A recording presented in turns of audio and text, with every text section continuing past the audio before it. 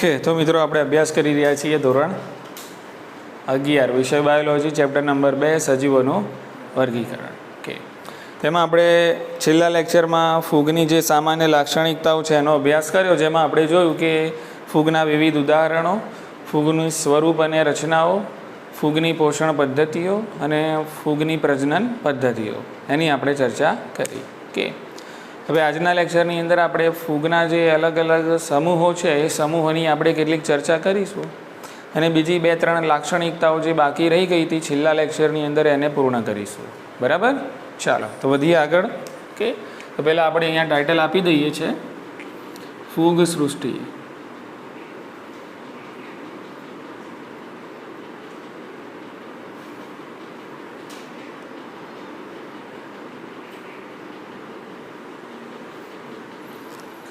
Okay, તો હવે જ્યાંથી મુદ્દો આપણે કાલે પૂરો કરેલો ત્યાંથી હવે નવો મુદ્દો એક શરૂ કરીએ છીએ. તો કાલે આપણે જોયું કે ફૂગની અંદર લિંગી પ્રજનન પણ થાય છે અને લિંગી પ્રજનનની અંદર 3 તબક્કાઓ આપણને જોવા મળે છે. એ 3 તબક્કાઓના નામ, દાખલા તરીકે એક છે જીવરસ સંયુગ્મન, બીજું છે કોષ કેન્દ્ર સંયુગ્મન અને ત્રીજું છે અર્ધીકરણ. ઓકે, હવે એમાંથી જ મુદ્દો આપણે આગળ ખેંચવાનો છે. બરાબર? કે તો સમજવાનો પ્રયત્ન કરીએ કે અહીંયા એવી ફૂગની વાત કરવાની છે કે જે ફૂગ લિંગી પ્રજનન કરે છે એ ફૂગની વાત કરવાની છે. જે ફૂગ લિંગી પ્રજનન કરે છે. તો લિંગી પ્રજનન માટે શું હોય? તો લિંગી પ્રજનન માટે 2 એકકીય કવક સૂત્રો, 2 એકકીય કવક સૂત્રો, પણ આ 2 એકકીય કવક સૂત્રો એકબીજાના હશે હરીફ. એકબીજાના કેવા હશે? હરીફ હશે. 2 એકકીય કવક સૂત્રો એટલે કે એકબીજાના હરીફ કવક સૂત્રો છે એ લિંગી પ્રજનન કરવા માટે એકબીજાની નજીક આવે છે. એકબીજાની નજીક આવે છે. હવે નજીક આવ્યા પછી શું થશે? તો નજીક આવ્યા પછી લિંગી પ્રજનનમાં આપણે 3 તબક્કાઓ જોયા. એટલે સૌથી પહેલાં સમજી લો કે આ એક કવક સૂત્ર છે. ઓકે, અને આ કોઈ બીજું કવક સૂત્ર છે એમ સમજી લઈએ. બરાબર? તો આ 2 એકકીય કવક સૂત્રો છે, હરીફ કવક સૂત્રો છે, એકબીજાની નજીક આવે છે, પ્રજનન થવાનું છે લિંગી. હવે આ બંને કવક સૂત્રોના કોષરસનું સંયુગ્મન થાય છે. હા કે ના? બરાબર, કારણ કે પહેલો તબક્કો. બરાબર, એટલે આ બંને વચ્ચે થયું અહીંયા કોષરસ સંયુગ્મન. બરાબર? કે આ કવક સૂત્ર એ પણ પોતાની જોડે કોષ કેન્દ્ર લઈને આવ્યું હતું, આ કવક સૂત્ર એ પણ પોતાની જોડે કોષ કેન્દ્ર લઈને આવ્યું હતું. એટલે અહીંયા કોષરસ સંયુગ્મન તો થઈ ગયું, પરંતુ કેટલીક ફૂગના સમૂહો એવા છે કે જેની અંદર કોષરસ સંયુગ્મન થઈ ગયા પછી કોષ કેન્દ્ર સંયુગ્મન તરત જ થતું નથી. ખ્યાલ આવી ગયો? એટલે તરત જ કોષ કેન્દ્રોનું જોડાણ થતું નથી. એ કોષરસ સંયુગ્મન તો થઈ ગયું પરંતુ કોષ કેન્દ્રનું સંયુગ્મન થયું નહીં. બરાબર? આવું કેટલીક ફૂગના સમૂહોમાં જોવા મળે છે. બરાબર? એટલે અહીંયા શું થયું જુઓ, અહીંયા થઈ ગઈ દ્વિકોષ કેન્દ્રી અવસ્થા. શું થઈ અહીંયા? દ્વિકોષ કેન્દ્રી અવસ્થા. કોષરસ તો જોડાઈ ગયું પણ કોષ કેન્દ્રો હજુ જોડાયા નથી. એટલે અહીંયા એક જ એકમની અંદર તમને જોવા મળે છે 2 કોષ કેન્દ્રો. ખ્યાલ આવી ગયો? ઓકે, તો આવું કઈ ફૂગમાં થાય છે? આવું કયા ફૂગના સમૂહોમાં થાય છે? તો 2 ફૂગના સમૂહોના નામ આપેલા છે. એક છે એસ્કોમાઇસેટિસ, એસ્કોમાઇસેટિસ, અને બીજું નામ છે બેસિડિયોમાઇસિટિસ. બેસિડિયોમાઇસિટિસ. બરાબર? તો એસ્કોમાઇસેટિસ અને બેસિડિયોમાઇસેટિસ આ 2 ફૂગના સમૂહોના નામ છે. બરાબર? તો આ 2 સમૂહોમાં જોવા મળતી કેટલીક ફૂગમાં આ પ્રકારે આપણને જોવા મળે છે. એટલે કે કોષ કેન્દ્ર સંયુગ્મન થઈ ગયા પછી તરત જ કોષ કેન્દ્રનું સંયુગ્મન થતું નથી અને આ પ્રકારની આપણને મધ્યવર્તી અવસ્થા જોવા મળે છે. કઈ અવસ્થા? મધ્યવર્તી અવસ્થા. અને આ જે અવસ્થા છે એને આપણે કહીએ છીએ દ્વિકોષ કેન્દ્રી. કઈ અવસ્થા છે આ? દ્વિકોષ કેન્દ્રી. અંગ્રેજીમાં આને કહેવાય ડાયકેરિયોન. આને કહેવાય ડાયકેરિયોન. બરાબર કે અને આ ઘટનાને કહેવાય છે દ્વિકોષ કેન્દ્રીકરણ. આ ઘટનાને કહેવાય દ્વિકોષ કેન્દ્રીકરણ.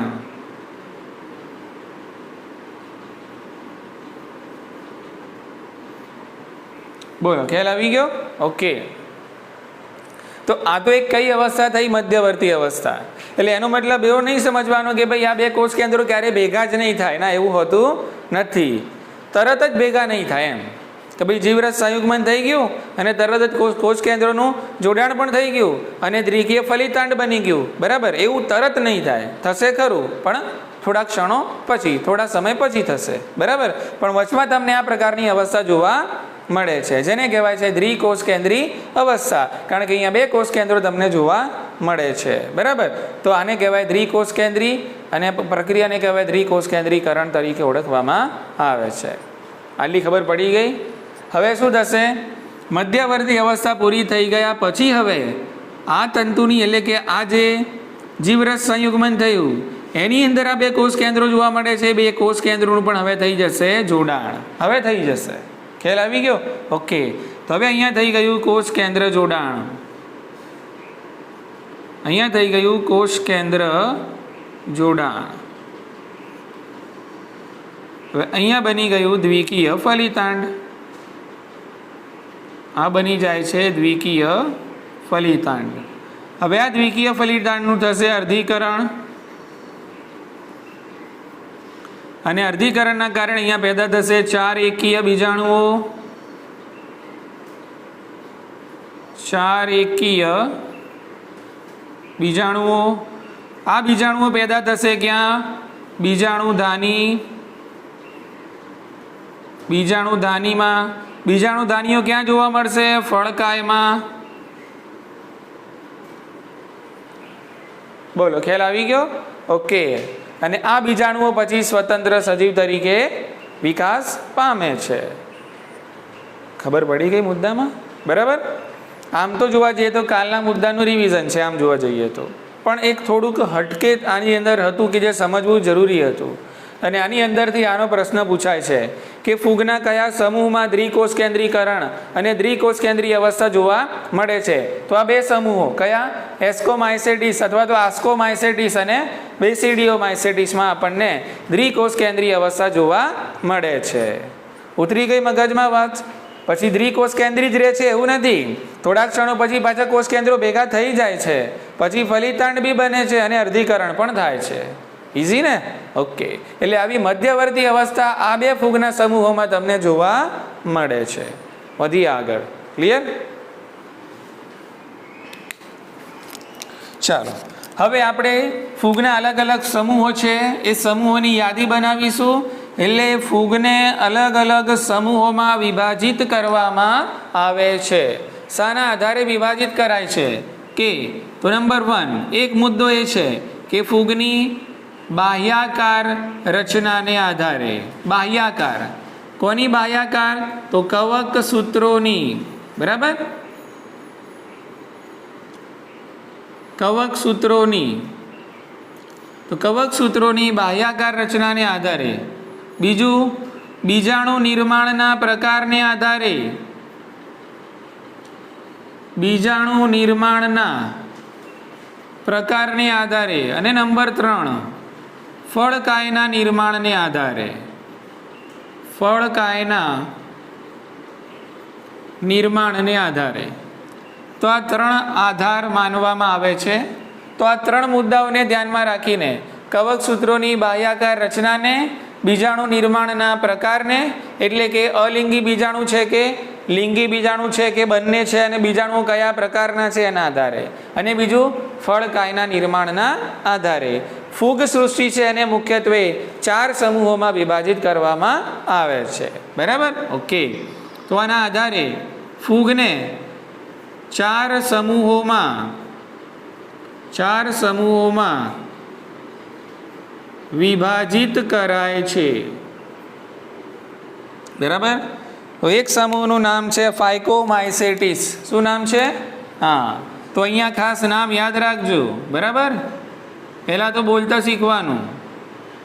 ફાઇકોમાઇસેટિસ. બરાબર. એ જ રીતે બીજું છે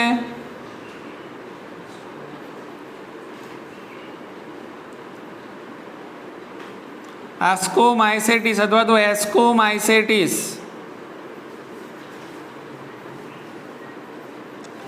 ત્રીજા નંબરમાં છે બેસિડિયોમાઇસેટિસ.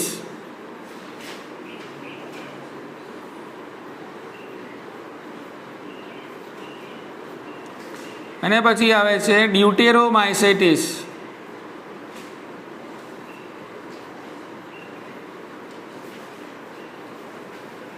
બરાબર. તો ફૂગને ચાર અલગ અલગ સમૂહમાં વિભાજિત કરવામાં આવે છે આ ત્રણ મુદ્દાઓના આધારે: ફાઇકોમાઇસેટિસ, એસ્કોમાઇસેટિસ, બેસિડિયોમાઇસેટિસ અને ડ્યુટેરોમાઇસેટિસ. બરાબર. તો આજે આપણે કોઈ પણ બે સમૂહ વિશે અહીંયા ચર્ચા કરીશું ફટાફટ. બરાબર. ઓકે. તો સૌથી પહેલાં આપણે જોઈએ છે ફાઇકોમાઇસેટિસ વિશે. બરાબર. તો અહીંયા હું ટાઇટલ આપી દઉં છું ફરીથી.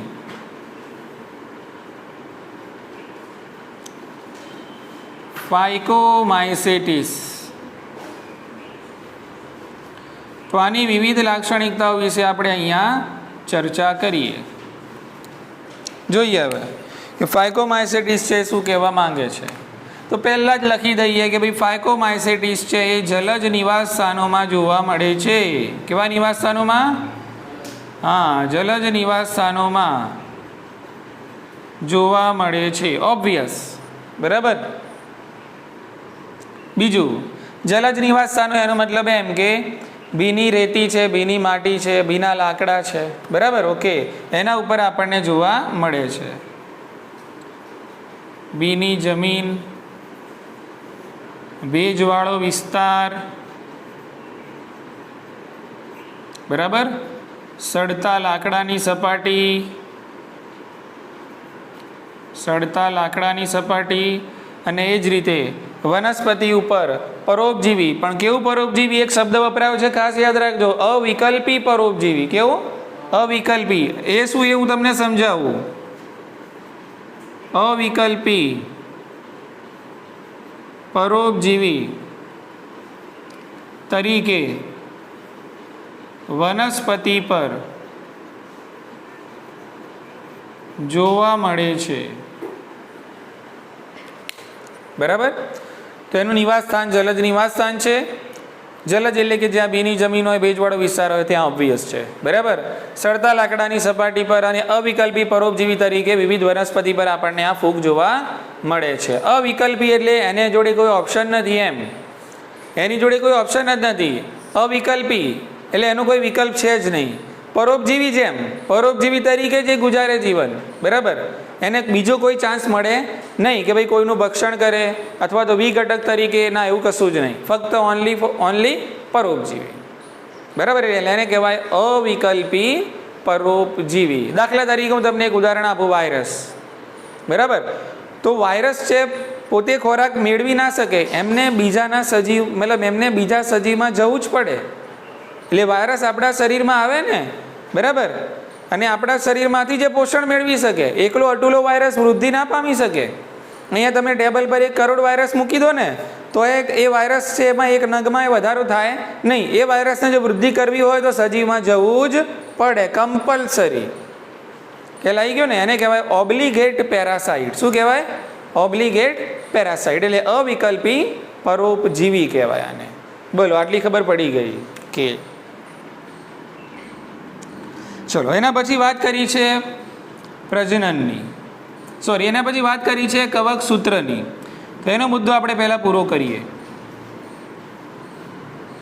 તો ફાઇકોમાઇસેટિસની અંદર કવક સૂત્ર કયા પ્રકારનું આપણને જોવા મળે છે? બરાબર. તો ફાઇકોમાઇસેટિસની અંદર જે કવક સૂત્ર છે એ પડદાવિહીન છે. કેવું છે?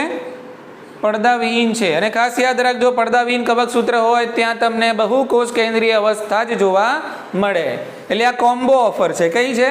કોમ્બો. પડદાવિહીન એટલે કે બહુ કોષ કેન્દ્રીય. બસ પૂરું થઈ ગયું. બરાબર.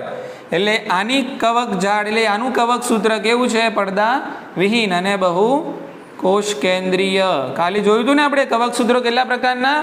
2 પ્રકારના. એમાંનો આ એક પ્રકાર આમાં હોય. બરાબર. પડદા વિહીન અને બહુ કોષ કેન્દ્રીય. ચલો ખ્યાલ આવી ગયો કે વાત કરીએ આપણે હવે પ્રજનનની. તો આપણે આગળ સમજ્યા છીએ કે ભાઈ પ્રજનન છે એ 2 પ્રકારે થઈ શકે છે. આમ તો 3 પ્રકાર છે, પણ આની અંદર આપણને 2 પ્રકારે જોવા મળે છે. એક લિંગી પ્રજનન અને અલિંગી પ્રજનન. બરાબર. ઓકે. તો પહેલા અહીંયા ટાઇટલ આપીએ છીએ અલિંગી પ્રજનન. બરાબર. ઓકે. તો હવે પ્રશ્ન થાય કે ભાઈ અલિંગી પ્રજનન કઈ રીતે કરે છે? તો આપણે ફૂગના મુદ્દામાં જ ભણી ગયા. અલિંગી પ્રજનન છે એના માટે પેદા થાય છે ચલ બીજાણુઓ અને અચલ બીજાણુઓ. બરાબર ને? ઓકે. તો અહીંયા પણ અલિંગી પ્રજનન છે. કયા બીજાણુઓ દ્વારા થશે? ચલ અને અચલ. સરસ. તો અલિંગી પ્રજનન માટે અહીંયા પેદા થશે ચલ બીજાણુઓ અને અચલ બીજાણુઓ. ક્લિયર ને? ચાલો હવે આ બીજાણુઓ તમને ક્યાં જોવા મળશે? તો બીજાણુ ધાનીમાં. ક્યાં હોય? બીજાણુ ધાની. બીજાણુઓ હોય બીજાણુ ધાનીમાં. યાદ રાખવાનું. બીજાણુઓ ક્યાં હોય? બીજાણુ ધાનીમાં. બરાબર. ફૂલ દાનીમાં. એ રીતે બીજાણુ ધાનીમાં. તો આ તમને જોવા મળે છે બીજાણુ ધાનીમાં. ખ્યાલ આવી ગયો? ચલો બીજાણુ ધાની. બીજાણુ ધાની ક્યાં હોય? તો ફળકાયમાં. ક્યાં હોય? ફળકાયમાં. ઓકે. તો બીજાણુ ધાની તમને જોવા મળશે ફળકાયમાં. બોલો ખ્યાલ આવી ગયો? ચલો આ બીજાણુઓ કઈ રીતે ઉત્પન્ન થાય છે? તો આ બીજાણુઓ છે અંતરજાત રીતે ઉત્પન્ન થાય છે. એન્ડોજીનસ. કેવા? એન્ડોજીનસ. બરાબર. ઓકે. તો આ જે ચલ અને અચલ બીજાણુઓ છે બીજાણુ ધાનીમાં. બીજાણુ ધાનીમાં આ બીજાણુઓ અહીંયા લખું છું. બરાબર. અંતરજાત રીતે ઉત્પન્ન થાય છે. અંતરજાત રીતે ઉત્પન્ન થાય છે. તો આટલો મુદ્દો યાદ રાખવાનો કોની અંદર? અલિંગી પ્રજનનમાં. બરાબર. તો ફાયકોમાયસેટિસના ફૂગના જે સભ્યો છે અલિંગી પ્રજનન કરવા માટે ચલ અને અચલ બીજાણુઓ પેદા કરે છે. બીજાણુઓ પેદા થાય છે બીજાણુ ધાનીમાં અને અંતરજાત રીતે પેદા થાય છે. અને બીજાણુ ધાની આપણને વિવિધ પ્રકારની રચના જેને ફળકાય તરીકે ઓળખવામાં આવે છે એના ઉપર જોવા મળે છે. ઇઝી? વધીએ આગળ. ચલો બીજો મુદ્દો છે કે ભાઈ લિંગી પ્રજનન કરે છે. તો યસ, એમાં આપણને લિંગી પ્રજનનનો પણ ઓપ્શન જોવા મળે છે. બરાબર. હમણાં જ ભણી ગયા આપણે. લિંગી પ્રજનન કરવું હોય બરાબર તો વિવિધ પ્રકારના શું પેદા થાય? લિંગી બીજાણુઓ. પણ એમાં 3 તબક્કા હોય. જીવરસ સંયુગ્મન, જન્યુ એટલે કે જન્યુઓનું જોડાણ થાય પહેલા જીવરસનું, પછી કોષ કેન્દ્રનું થાય ને પછી ફલિતાંડ બને. બરાબર. ઓકે. તો અહીંયા પણ શું છે કે ભાઈ લિંગી પ્રજનન. તો અહીંયા થાય છે 2 જન્યુઓનું જોડાણ. 2 જન્યુઓનું જોડાણ. બરાબર. ઓકે. સમજી લો કે આ એક જન્યુ છે, આ એક બીજો જન્યુ છે. બરાબર. આ બંને જન્યુઓનું અહીંયા કરી દઉં છું જોડાણ. તો પહેલાં થઈ ગયું અહીંયા જન્યુ જોડાણ. તો આ જન્યુ જોડાણના કારણે જે રચના બની એને કહેવાય યુગ્મ બીજાણુ. શું કહેવાય? હા, આને કહેવાય યુગ્મ બીજાણુ. તો લિંગી પ્રજનનમાં 2 જન્યુઓના જોડાણના કારણે આ 2 જન્યુઓ સરખા પણ હોઈ શકે છે અને અસમાન પણ હોઈ શકે છે. ટૂંકમાં 2 જન્યુઓનું જોડાણ થાય છે અને જે બીજાણુ બન્યું એને કહેવાય યુગ્મ બીજાણુ. આલી ખબર પડી? ઓકે. અને આ બીજાણુઓ જે બને છે એ પણ આ રીતે શામાં જોવા મળે? તમને ફળકાયમાં જોવા મળે છે. ઇઝી? ઓકે. એટલે બીજાણુઓ ફળકાયમાં પેદા થાય અને બીજાણુ ધાનીમાં તમને જોવા મળે. 100 વાતની એક વાત. આલી ખબર પડી ગઈ? ઓકે. ચાલો હવે આ જે 2 જન્યુઓ જોડાયા સમજો. હવે પ્રકાર પડે છે. હવે શું પડે છે? પ્રકાર પડે છે. લિંગી પ્રજનનમાં પાછા પેટા પ્રકાર. પેલા જે જોયા ને એ તબક્કા હતા. એ શું હતા? એ તબક્કા હતા. અને હવે જે આપણે સમજીએ જે શું છે? પ્રકાર છે. બરાબર. અને આ પ્રકાર આપણે પાડીશું જન્યુઓની બાહ્યાકાર વિદ્યાને આધારે. શાના આધારે? જન્યુઓની બાહ્યાકાર વિદ્યાને આધારે. સમજો અહીંયા ફટાફટ ચલો, એક જન્યુ છે, આ એક બીજો જન્યુ છે. જો બાહ્યાકાર વિદ્યાની દ્રષ્ટિએ સરખા લાગે છે, હા કે ના એમ કહો. બરાબર. તો જો આ લિંગી પ્રજનનની અંદર જે જન્યુઓનું જોડાણ થઈ રહ્યું છે એ બે જન્યુઓ જો બાહ્યાકાર વિદ્યાની દ્રષ્ટિએ સરખા હોય તો આને કહેવાય સમજન્યુક. શું કહેવાય આને? આને કહેવાય સમજન્યુક. બોલો, ખ્યાલ આવી ગયો? ઓકે. અને જો લિંગી પ્રજનનમાં ભાગ લેતા યુગ્મ બીજાણુના નિર્માણમાં ભાગ લેતા બે જન્યુઓ બાહ્યાકાર વિદ્યાની દ્રષ્ટિએ સરખા ના હોય તો એને કહેવાય વિષમજન્યુક અથવા અંડજન્યુક. બરાબર. ચલો, અહીંયા તમને આકૃતિ દોરીને સમજાવી દઉં છું. સમજી લો કે અહીંયા એક બીજાણુ છે. કેમેરામાં દેખાઈ રહ્યું છે? અહીંયા જોઈ લો ફટાફટ. આટલે દેખાય છે? ઓકે. બરાબર. આ એક બીજાણુ, આ એક જન્યુ છે. ચલો, આ એક બીજો જન્યુ છે. બોલો, આ બંને જન્યુ બાહ્યાકાર વિદ્યાની દ્રષ્ટિએ સરખા દેખાય છે? સરખા દેખાતા નથી. પણ આ બંને પણ યુગ્મ બીજાણુમાં ભાગ લઈ શકે છે. આ બંને શું છે? યુગ્મ બીજાણુમાં ભાગ લઈ શકે છે. પણ આ બે જન્યુઓ બાહ્યાકાર વિદ્યાની દ્રષ્ટિએ સરખા નથી. તો આવા જન્યુઓને કહેવાય વિષમજન્યુક. શું કહેવાય આને? હા, વિષમજન્યુક અથવા તો આને કહેવાય અંડજન્યુક. બોલો, ખબર પડી ગઈ? ઠીક છે. તો જુઓ, સરળ મુદ્દો છે એકદમ. લિંગી પ્રજનન એટલે કે બે જન્યુઓનું જોડાણ. બરાબર. કે હવે આ બે જન્યુઓનું જોડાણ થાય એટલે બને યુગ્મ બીજાણુ. અને આ યુગ્મ બીજાણુ આપણને ફળકાયુ પર જોવા મળે. બરાબર. ઓકે. હવે આ જે ભાગ લેતા બે જન્યુઓ છે ને એ સરખા પણ હોઈ શકે અને સરખા ન પણ હોઈ શકે. જો એ બાહ્યાકાર વિદ્યાની દ્રષ્ટિએ સરખા દેખાતા હોય તો આ લિંગી પ્રજનનનો પ્રકાર થયો સમજન્યુક પ્રકારનું લિંગી પ્રજનન. એટલે એમાં બે સરખા જન્યુઓ ભાગ લે છે. અને જો આ બે જન્યુઓ જે ભાગ લે છે બાહ્યાકાર વિદ્યાની દ્રષ્ટિએ જો સરખા દેખાતા હોય નહીં તો આ લિંગી પ્રજનનનો પ્રકાર થઈ જાય વિષમજન્યુક અથવા તો અંડજન્યુક. એટલે દાખલા તરીકે હું બોલું છું કે અંડજન્યુક લિંગી પ્રજનન, એનો મતલબ એમ કે એમાં ભાગ લેતા બે જે જન્યુઓ છે સરખા છે નહીં બાહ્યાકાર વિદ્યાની દ્રષ્ટિએ. ઉતરી ગઈ? સેટ થઈ ગઈ મગજમાં વાત? બરાબર. ચાલો, છેલ્લો ઉદાહરણ જોઈ લઈએ ફટાફટ. સરસ મજાના ઉદાહરણ છે. બરાબર. ઓકે. ઉદાહરણ હું અહીંયા સાઈડમાં આ મુદ્દામાં અહીંયા જ લખું છું, સાઈડમાં જ લખું છું, આવી જશે. બરાબર. આટલામાં આપણો પ્લોટ છે આટલો. ઉદાહરણ છે રામ. ઉદાહરણ શું છે ભાઈ? રામ. આર એટલે રાઇઝોપસ. આર એટલે શું છે? હા, આર એટલે છે રાઇઝોપસ. બરાબર. જેને કહેવાય છે બ્રેડ મોલ્ડ. શું કહેવાય એને? Bread mould. બરાબર. ઓકે. એ એટલે થશે આલ્બ્યુગો.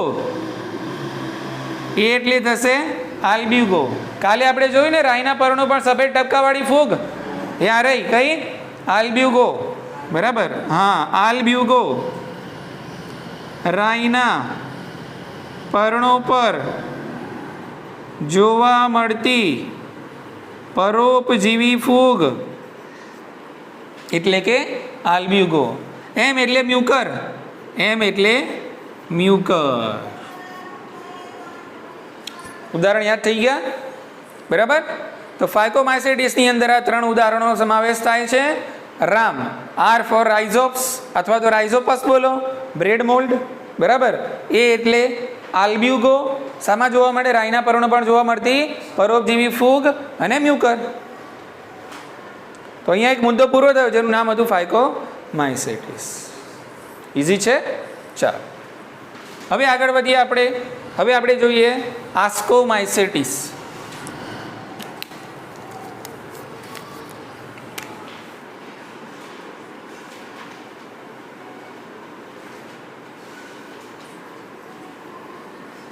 ઓકે, તો અહીંયા આપણે ટાઇટલ આપી દઈએ છે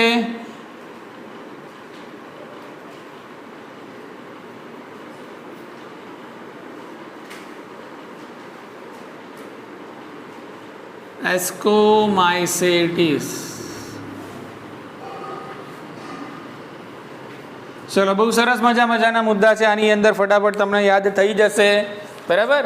તો એસ્કોમાઇસેટિસ. બરાબર. તો આસ્કોમાઇસેટિસનું બીજું નામ ખાસ યાદ રાખજો, કોથળીમય ફૂગ કહેવાય આને. કઈ ફૂગ કહેવાય? હા, આને કહેવાય છે કોથળીમય ફૂગ. બરાબર. અંગ્રેજીમાં કહેવાય કોથળી એટલે સેક. કોથળી એટલે સેક, એટલે આને કહેવાય છે સેક ફંગાઈ. આને કહેવાય સેક ફંગાઈ. ઉતરી ગઈ મગજમાં વાત ડાયરેક્ટ. ચાલો બીજો મુદ્દો.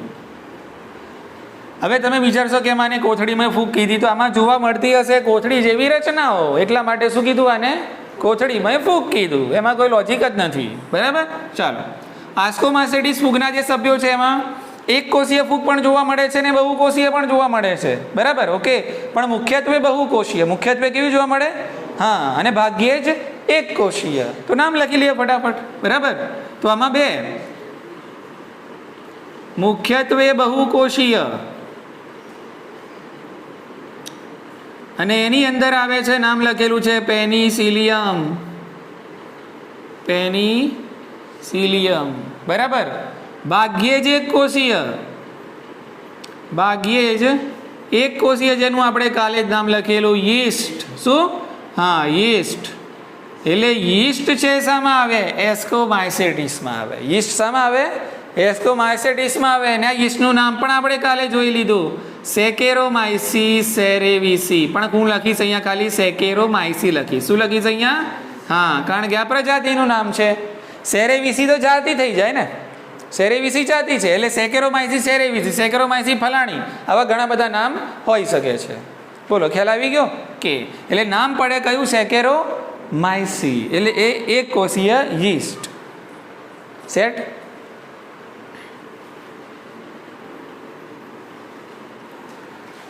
હવે એસ્કોમાઇસેટિસની વાત કરીએ પોષણની દ્રષ્ટિએ. બરાબર. હવે આ પોષણ તો આપણે ખબર પડી કે ભાઈ વિષમપોષિત છે. ક્યારના આપણે કાલના બોલ કરીએ છીએ કે ભાઈ ફૂગ શું છે?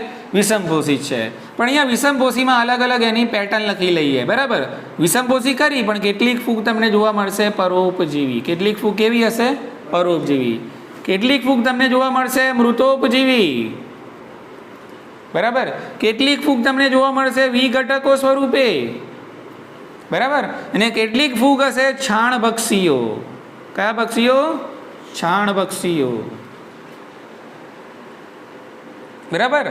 અંગ્રેજી નામ ખાસ આનું યાદ રાખજો. બરાબર. કોપ્રોફિલસ. કોપ્રોફિલસ. એટલે આ પૂછાય છે કઈ ફૂગના સભ્યો છાણભક્ષીઓ તરીકે કાર્ય કરે છે? તો એસ્કોમાઇસેટિસ. ખ્યાલ આવી ગયો? એટલે પોષણ તો ખરું વિષમપોષી છે, તો નો ડાઉટ બધું વિષમપોષી જ છે. બરાબર. પણ કેટલીક ફૂગ પરોપજીવી, કેટલીક મૃતોપજીવી, કેટલાક વિઘટકો અને કેટલાક છાણભક્ષીઓ. છાણભક્ષી ફૂગ એટલે કે જે છાણ ઉપર વિકાસ પામે એને શું કહેવાય? છાણભક્ષી કહેવાય. સેટ. કે વધીએ આગળ. ચલો, હવે વાત કરીએ આપણે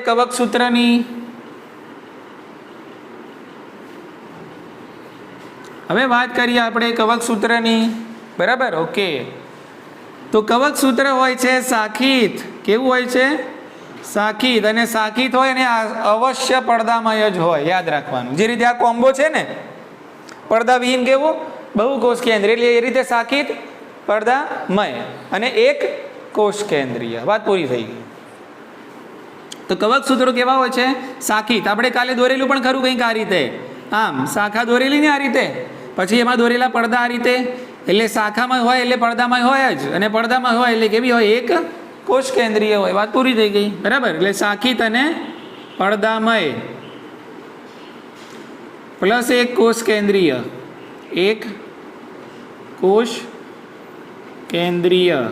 ચલો સેટ. બરાબર. ચલો, હવે આપણે લખીએ એનો પ્રજનન મુદ્દો. હવે કયો? પ્રજનનનો. બરાબર. તો અહીંયા ટાઇટલ આપીએ પ્રજનન. ક્લિયર? પ્રજનનમાં બે ભાગ પડી ગયા, લિંગી અને અલિંગી. તો અહીંયા આપણે લખીએ છીએ આપણે કયું પ્રજનન?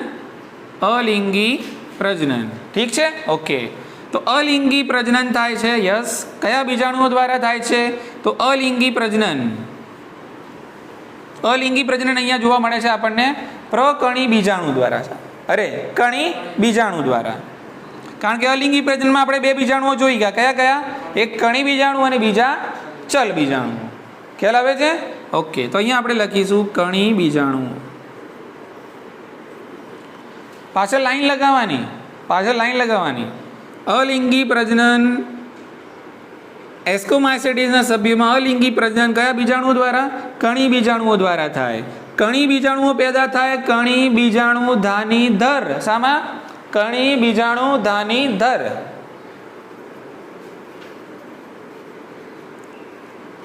કણી બીજાણુ ધાનીધર. ખ્યાલ આવી ગયો? ઓકે. કણી બીજાણુ ધાનીધરમાં જોવા મળે છે અને કઈ રીતે ઉત્પન્ન થાય? અહીંયા આપણે લખ્યું અંતરજાત, તો અહીંયા સેટ કરીએ બહિર્જાત. શું કરીએ?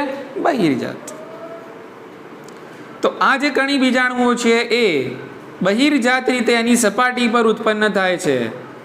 બહિર્જાત.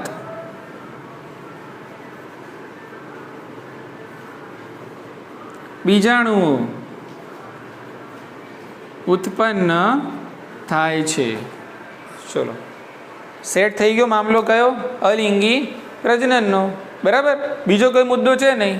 ભાઈ પ્રજનન અલિંગી જોવા મળે છે કણી બીજાણુઓ દ્વારા. કણી બીજાણુઓ પેદા થાય કણી બીજાણુ ધાનીધરમાં અને આ બીજાણુઓ બહિર્જાત રીતે એની અંદર પેદા થતા હોય છે. વાત પૂરી થઈ ગઈ. ચલો હવે વાત કરીએ આપણે કયું પ્રજનન? લિંગી પ્રજનન. બરાબર, ઓકે. જો નામ જ છે એસ્કોમાયસેટિસ. નામ શું છે? એટલે પેદા થતા છે એસ્કોસ્પોર્સ. શું પેદા થાય? એસ્કોસ્પોર્સ. બરાબર, અને એને આપણે કહીએ છીએ ધાની બીજાણુઓ. ઇઝી? ઓકે. તો લિંગી પ્રજનન કયા બીજાણુઓ દ્વારા થાય? ધાની બીજાણુઓ દ્વારા થાય. લિંગી પ્રજનન અહીંયા ધાની બીજાણુઓ દ્વારા થતું આપણને જોવા મળે છે. બરાબર, ઓકે. હવે આ ધાની બીજાણુઓ ક્યાં પેદા થશે? તો બીજાણુ ધાનીધર. બરાબર, ઓકે. તો આ ધાની બીજાણુ મતલબ ધાનીધરની અંદર પેદા થાય એટલે કે ધાની બીજાણુ દર. બરાબર. હવે આ ધાનીધર છે આપણને વિશિષ્ટ પ્રકારની રચના ફળકાયમાં જોવા મળે. બરાબર, ઓકે. તો એનું કંઈક નામ છે ફળદાનિકાય. એનું નામ શું છે? ફળદાનિકાય. એટલે એક પ્રકારની ફળકાય. શું છે? એક પ્રકારની ફળકાય. સિક્વન્સ યાદ રાખજો. બીજાણુ શામાં જોવા મળે? બીજાણુ ધાનીમાં.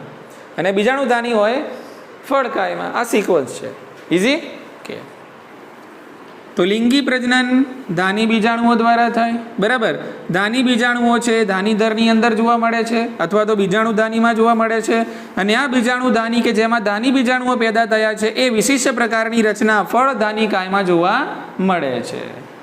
આલી ખબર પડી ગઈ? અને છેલ્લે લખવાનું કે ભાઈ આ બીજાણુઓ કઈ રીતે પેદા થાય છે. તો અહીંયા લખ્યું બહિર્જાત, તો અહીંયા લખો અંતરજાત. ઊંધું કરી જવાનું કે લઈ ગયો. અહીંયા બહિર્જાત તો આ અંતરજાત. અંતરજાત રીતે બીજાણુઓ પેદા થાય છે. બીજાણુઓ પેદા થાય છે. ઇઝી છે? એટલે બહુ સરસ મજાનો મુદ્દો છે. આની અંદર ધ્યાન રાખવાનો, નીટમાં પૂછાય છે. બરાબર, કે ભાઈ અહીંયા એસ્કોમાયસેટિસની અંદર પ્રજનનમાં અલિંગી બીજાણુઓ કઈ રીતે પેદા થાય? બહિર્જાત રીતે. પણ લિંગી બીજાણુ કઈ રીતે? અંતરજાત રીતે. ખબર પડી? ઓકે. અલિંગી બીજાણુઓ કણી બીજાણુઓ હોય છે. આમાં લિંગી બીજાણુઓ કયા? ધાની બીજાણુઓ હોય છે. ક્લિયર ને? ઓકે. તો આ બે મુખ્ય તફાવત આપણે પ્રજનનની દ્રષ્ટિએ યાદ રાખશું. કોની અંદર?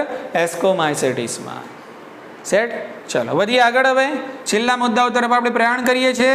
સરસ મજાના તમને 3 એના ઉદાહરણો આપેલા છે અને ઇઝીલી યાદ રહી જાય એવા છે.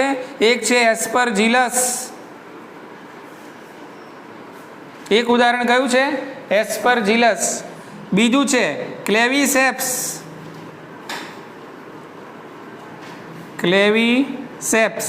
ત્રીજું છે ન્યુરોસ્પોરા.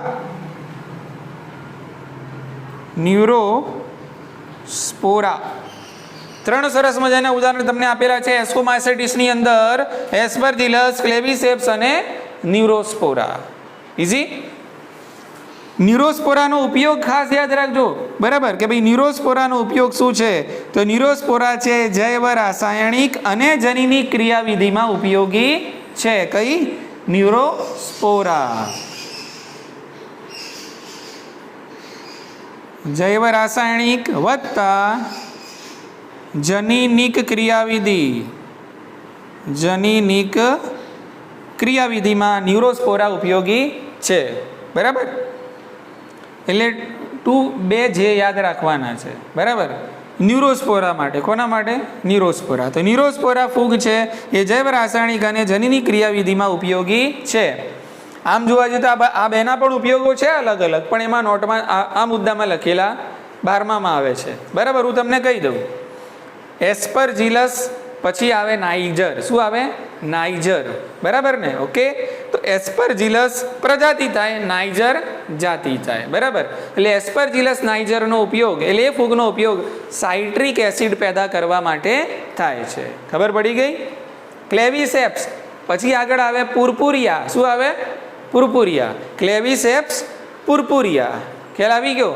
તો આ ક્લેવિસેપ્સ પુરપુરિયા જે છે ફૂગ, એમાંથી નશાકારક પદાર્થ LSD મળતો હોય છે, જેનું નામ છે લાઇસર્જિક એસિડ ડાયઇથેનોલેમાઇડ. LSD એટલે લાઇસર્જિક એસિડ ડાયઇથેનોલેમાઇડ, બરાબર. અહીંયા ઉપયોગો આપેલા નથી એટલે હું અહીંયા લખતો નથી. ખાલી શાના ઉપયોગ આપેલા છે? ન્યુરોસ્પોરાના. જૈવ રાસાયણિક અને જનીની ક્રિયાવિધિમાં ઉપયોગી છે. ક્લિયર ને? એના પછી છેલ્લે બહુ સરસ મજાનું આપેલું છે, બે નામ આપેલા છે, મોરેલ્સ અને બફેલ્સ. શું નામ છે? મોરેલ્સ અને બફેલ્સ. મોરેલ્સ તો કાળા રંગ અને બફેલ્સ તો પીળો, બરાબર. એટલે કાળા રંગની અને પીળા રંગની ફૂગ કઈ? મોરેલ્સ અને બફેલ્સ, બરાબર. એ સુસ્વાદુ વાનગીઓ બનાવવા માટે ઉપયોગી છે, અથવા તો સુસ્વાદુ વાનગી તરીકે જ એમનો ઉપયોગ કરવામાં આવે છે, બરાબર. તો અહીંયા હું લખીશ છેલ્લું, સુસ્વાદુ વાનગીઓ તરીકે ઉપયોગી, વાનગીઓ તરીકે. તો અહીંયા તમારો મુદ્દો પૂરો થઈ ગયો, જેનું નામ હતું એસ્કોમાઇસેટિસ. એટલે એસ્કોમાઇસેટિસની અંદર કયા કયા ઉદાહરણ આવ્યા અહીંયાથી ચાલુ કરીએ તો પેનિસિલિયમ, સેકેરોમાઇસી, એસ્પરજીલસ, ક્લેવિસેપ્સ, ન્યુરોસ્પોરા, મોરેલ્સ અને બફેલ્સ. એટલે આ બધામાંથી કોઈ પણ નામ પડે તો કયો સમૂહ યાદ કરવાનો? આપણે એસ્કોમાઇસેટિસ યાદ કરવાનો. ક્લિયર? એટલે એસ્કોમાઇસેટિસને કોથળીમય ફૂગ તરીકે પણ ઓળખવામાં આવે છે, એટલે કે સેક ફંગાઈ તરીકે પણ એને ઓળખવામાં આવે છે, બરાબર. ઓકે. અહીંયા આ જે પ્રજનનની પદ્ધતિ થાય છે, મતલબ આ જે લિંગી પ્રજનન થાય છે, એની અંદર કોથળી જેવા બીજાણ, મતલબ એની અંદર જે ધાની પેદા થાય છે એની રચના કેવી હોય છે? કોથળી જેવી. લિંગી પ્રજનનમાં જે બીજાણુઓ પેદા થાય છે એની અંદર જે ધાની જેવી રચના પેદા થાય છે, ધાની જેવી રચના કેવા પ્રકારની હોય છે? કોથળી જેવી હોય છે. એટલા માટે આ ફૂગને આપણે શું કહીએ છીએ? કોથળીમય ફૂગ તરીકે ઓળખવામાં આવે છે. કે તો આઈ હોપ છે કે તમને આમાં ખબર પડી ગઈ હશે. બાકીના ફૂગના જે સમૂહો છે કયા કયા?